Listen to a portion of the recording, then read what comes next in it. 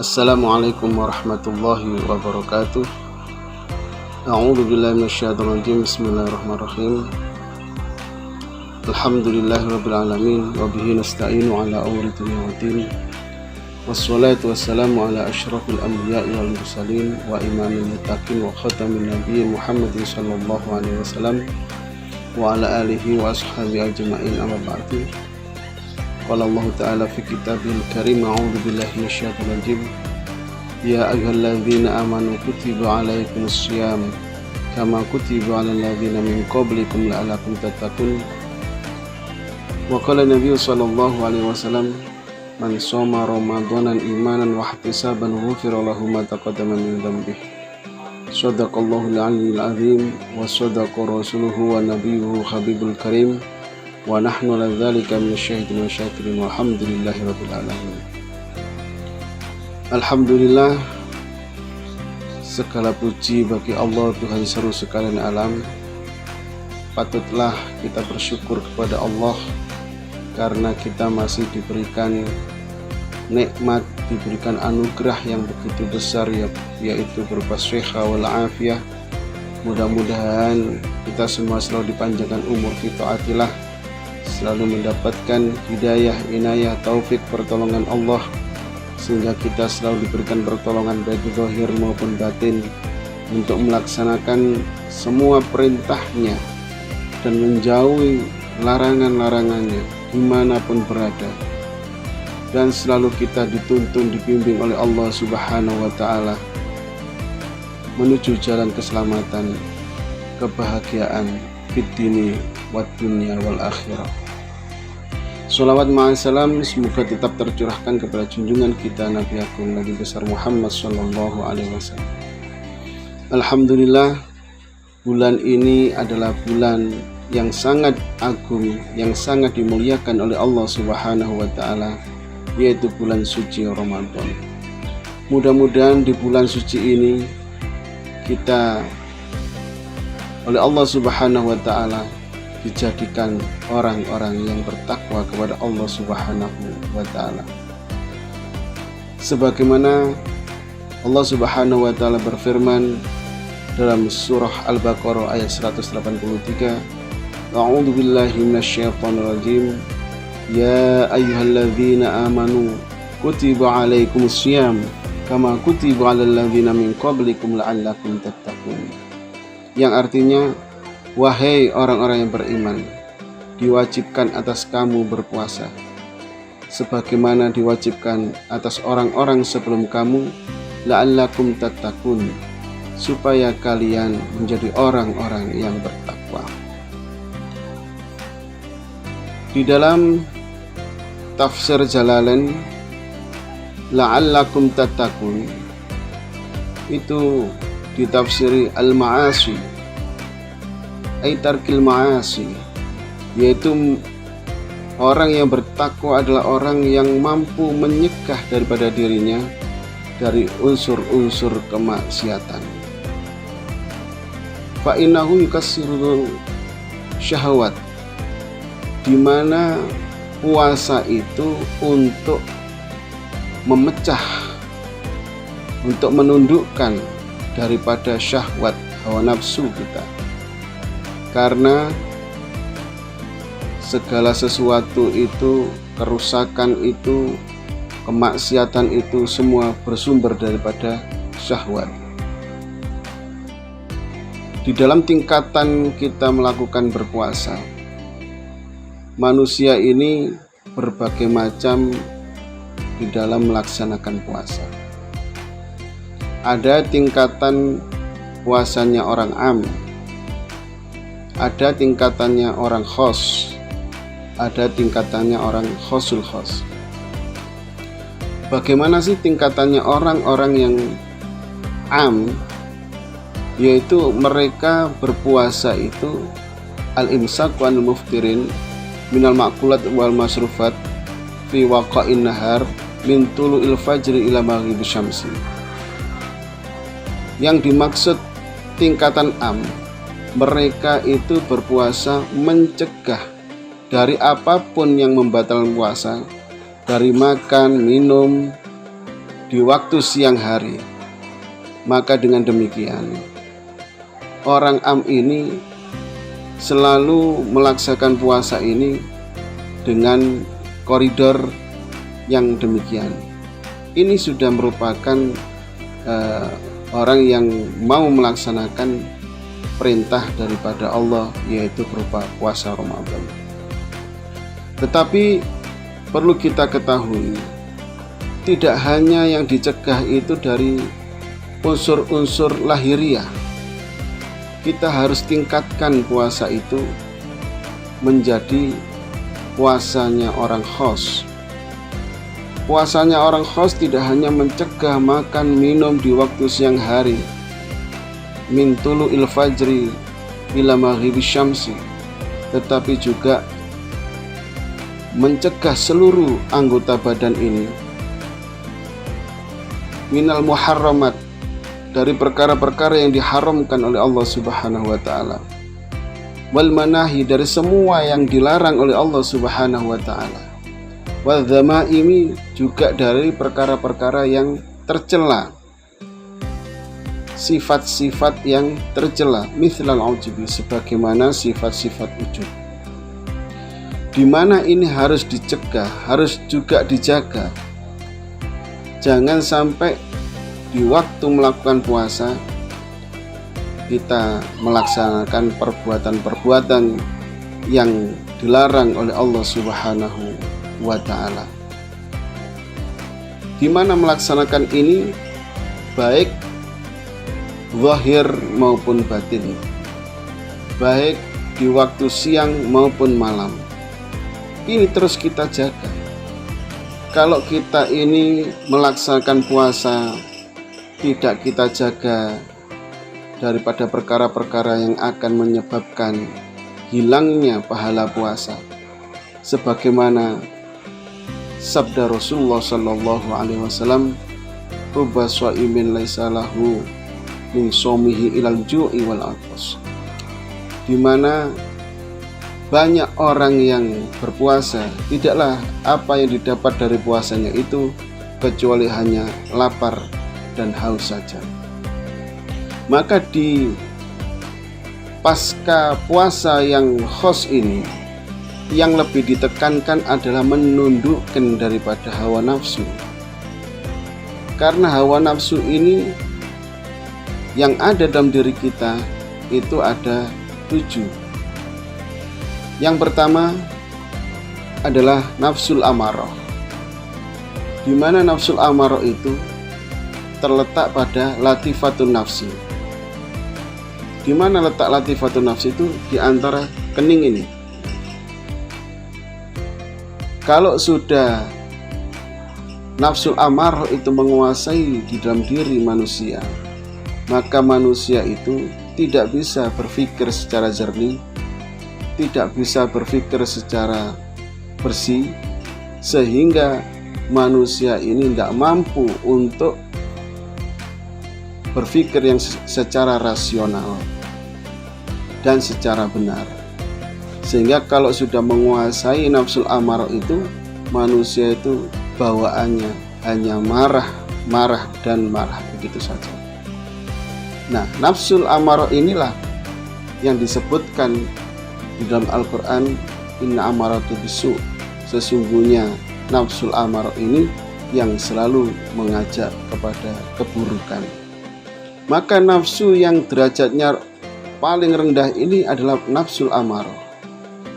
Maka harus ditingkatkan nafsul amarah ini dengan cara ditundukkan nafsul amarah itu untuk menjadi nafsu yang lebih baik. Maka kalau mampu ditundukkan nafsul amarah itu, maka nafsul amarah itu akan menjadi nafsul lawamah.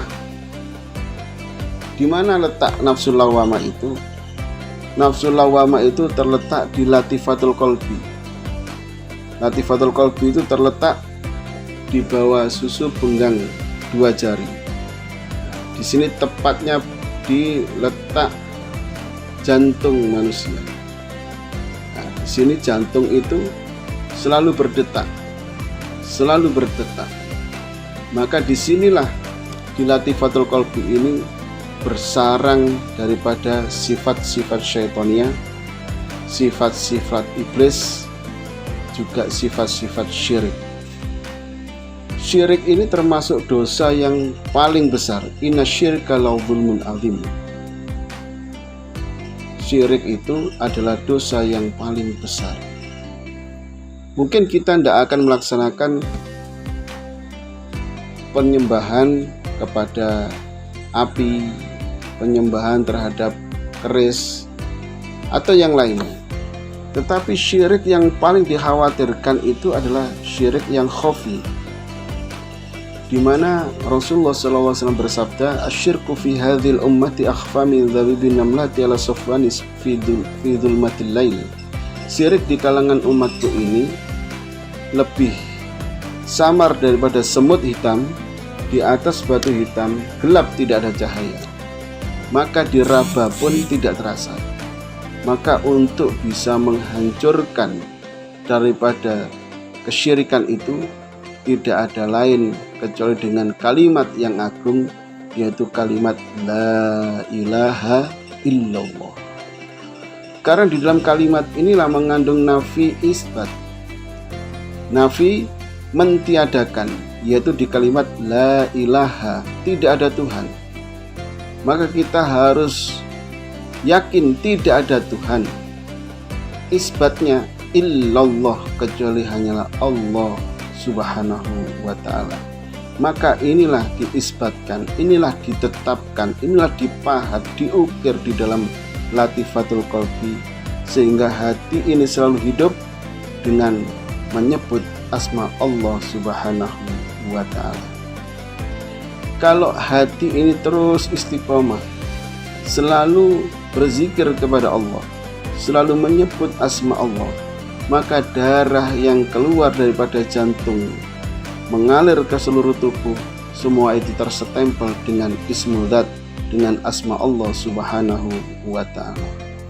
Tetapi sebaliknya, apabila kita lupa mengingat Allah barang sedetik saja, itu menjadi lubang setan masuk ke dalam dada kita. Maka dengan demikianlah, dari situlah setan itu membisikkan melalui dada manusia, mengalir daripada aliran darah, sehingga kalau selama kita hidup lupa kepada Allah subhanahu wa ta'ala, maka setan yang akan menguasai di seluruh aliran darah kita, sehingga juga akan memengaruhi daripada pikiran dan hati kita dan seluruh gerak-gerik daripada tubuh kita untuk bermaksiat kepada Allah subhanahu wa ta'ala. Maka harus ditundukkan dengan kalimat yang agung tadi, kalimat La ilaha illallah, dan dikuatkan dengan isbat, maka penyakit syirik ini akan pudar, akan hilang. Dia akan mempunyai cahaya tauhid di dalam hatinya. Maka nafsul lawamah ini menjadi tertunduk, menjadi nafsul mulhimah. Di mana letak nafsul mulhimah ini? Nafsul mulhimah ini terletak di Latifatul Ruh, di mana Latifatul Ruh itu berada di bawah susus sebelah kanan penggang dua jari. Maka di Latifatul Ruh itu ada nafsul mulhimah. Nafsul mulhimah ini di situ tercongkol sifat-sifat bahimiyah, sifat-sifat binatang ternak.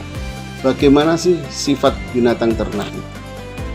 Binatang ternak itu apabila ada di kandangnya cukup makan, cukup minum, dan syahwatnya tersalurkan, maka binatang ternak itu santai-santai saja, enjoy saja, enak-enak saja, tenang dia. Tetapi sebaliknya, kalau sifat-sifat binatang ternak ini, binatang ternak itu tidak terpenuhi daripada makanan, minuman, syahwatnya, maka akan berontak, maka akan gembor-gembor dan sebagainya, karena merasa segala sesuatunya tidak tercukupi. Ini harus ditundukkan. Dan juga sifat binatang ternak itu selalu memperturutkan syahwat biologisnya. Hadirin yang dimuliakan Allah, maka dengan inilah sifat yang seperti ini haruslah ditundukkan supaya menjadi nafsu yang lebih baik, yaitu yang disebut nafsul mutmainnah, nafsu yang tenang. Di mana letak nafsul mutmainnah? Yaitu terletak di latifatus sirri yang terletak di dada sebelah kiri atas. Latifatus sirri inilah ada nafsu, yaitu nafsul mutmainnah, di mana orang tersebut kalau sudah sampai ke nafsul mutmainnah, yaitu nafsu yang tenang, dalam keadaan apapun dia tenang, dalam keadaan sakit, dalam keadaan sehat, dia pun tenang. Tenangnya karena ala bidzikrillahi tatmainnul qulub, karena hatinya selalu mengingat Allah dan Allah menjadi pelindungnya, maka dia merasa aman di sisi Allah Subhanahu wa ta'ala. Dia merasa mesra di sisi Allah Subhanahu wa ta'ala. Maka dengan demikian, orang yang sudah sampai level di nafsu mutmainnah ini, di penghujung umurnya, ketika malaikat pencabut nyawa mau mencabut nyawanya dari arah kepala, di seluruh arah kepalanya semuanya berzikir kepada Allah Subhanahu wa ta'ala. Mau dicabut dari arah kaki, kakinya pun bergetar selalu menyebut asma Allah. Dari arah manapun selalu menyebut asma Allah, sehingga malaikat kembali kepada Allah dan menanyakan, bagaimana cara kami mencabut orang-orang yang selalu berzikir kepada Allah. Maka Allah berfirman, ya ayyatuhan nafsul mutmainnah, irji'i ila rabbiki radiyatan radiyah, fadkhuli fi ibadi wadkhuli jannati. Wahai jiwa-jiwa yang tenang, Allah sendiri yang memanggil, tidak dicabut tapi dijemput oleh Allah Subhanahu wa ta'ala. Irji'i ila rabbiki radiyatan mardiyah, kembalilah, kesinilah dengan ridho dan keridhoanku. Fadkhuli fi ibadi, masuklah ke dalam golongan hamba-hambaku. Wadkhuli jannati, dan masuklah ke dalam surgaku. Maka orang-orang yang sudah mencapai nafsul mutmainnah dalam keadaan apapun tidak akan bergeser sedikit pun untuk selalu mendekatkan dirinya kepada Allah Subhanahu wa ta'ala. Pun pula demikian, nafsu yang begitu baik tidaklah merasa lebih baik daripada yang lain, karena di dalam nafsul mutmainnah itu ada sifat yang negatif, yaitu sifat sabu'iyah, sifat-sifat binatang galak, di mana binatang galak itu selalu menang sendiri, selalu benar sendiri, merasa lebih baik daripada yang lain. Maka ini pun harus ditundukkan menjadi nafsul mardiyah, menjadi nafsul radiyah maksud saya. Di mana letak nafsul radiyah? Yaitu di latifatul khafi, letaknya di dada sebelah kanan atas. Di latifatul khafi itu terletak nafsu radiyah, di mana seorang pada level ini ridho apa yang menjadi keputusan Allah Subhanahu wa ta'ala. Dia melaksanakan segala sesuatu, tidak punya pilihan dan tidak tawar-menawar apa yang telah diperintahkan Allah dan juga apa yang dilarang oleh Allah Subhanahu wa ta'ala. Nafsu yang sudah begitu bagus, sudah mempunyai sifat ikhlas seperti itu pun masih harus ditundukkan menjadi nafsul mardiyah yang terletak di latifatul qalb. Latifatul qalb itu di seluruh tubuh kita. Ini pun orang yang sudah sampai ke latifatul qalb dalam berzikirnya untuk menundukkan nafsunya menjadi nafsul mardiyah. Nafsul mardiyah ini adalah nafsu yang diridhoi oleh Allah Subhanahu wa ta'ala, karena selalu istiqomah, dia ridho dengan keputusan Allah, maka dia mendapatkan ridho dari Allah Subhanahu wa ta'ala. Dengan demikian, tingkatan orang seperti ini selalu mendapatkan ridho dari Allah Subhanahu wa ta'ala, disebutlah radhiyallahu anhu. Nafsu yang seperti ini masih ditundukkan lagi, yaitu menjadi nafsul kamilah yang terletak di latifatul akhfa, latifah yang paling samar, yaitu yang terletak di tengah-tengah dada. Disitulah terletak yakin, sebagaimana Allah Subhanahu wa ta'ala berfirman, fa'bud rabbaka hatta ya'tiyakal yakin. Beribadahlah kepada Allah sampai yakin.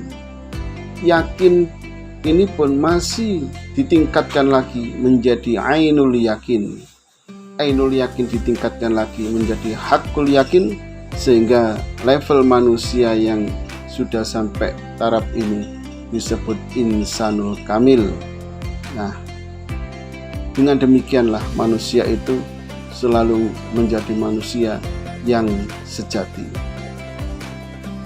Para hadirin pemirsa rahimakumullah, ini dalam tingkatan puasa yang nomor 2 sudah begitu luar biasa. Maka masih orang tersebut harus meningkatkan nilai-nilai puasanya, yang dicegah tidak hanya lahir dan batinnya, tapi juga yang dicegah daripada rohnya, fuadnya. Al-imsakul fuadi mimma siwallah, yang dicegah hati ini jangan ada sesuatu selain Allah Subhanahu wa ta'ala. Juga mencegah di dalam hati ini, roh ini, jangan sampai mahabbah, jangan sampai musyahadah selain Allah Subhanahu wa ta'ala. Kalau orang itu selalu demikian, takarub kepada Allah, musyahadah kepada Allah, kemudian ditunjukkan tajalli terhadap Allah Subhanahu wa ta'ala, maka Allah Subhanahu wa ta'ala mengatakan, al-insanu sirri wa ana sirruhu.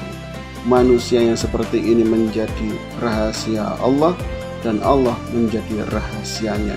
Begitu mesra dan intim antara seorang hamba dengan sang penciptanya, yaitu Allah Subhanahu wa ta'ala. Inilah tingkatan-tingkatan daripada puasa kita. Mudah-mudahan puasa kita ini selalu dinilai oleh Allah Subhanahu wa ta'ala puasa yang diterima oleh Allah Subhanahu wa ta'ala, sehingga kita semua digolongkan orang-orang yang muttaqin. Amin Allahumma amin. Wabillahi taufiq wal hidayah wa ridha wal inayah. Wassalamualaikum warahmatullahi wabarakatuh.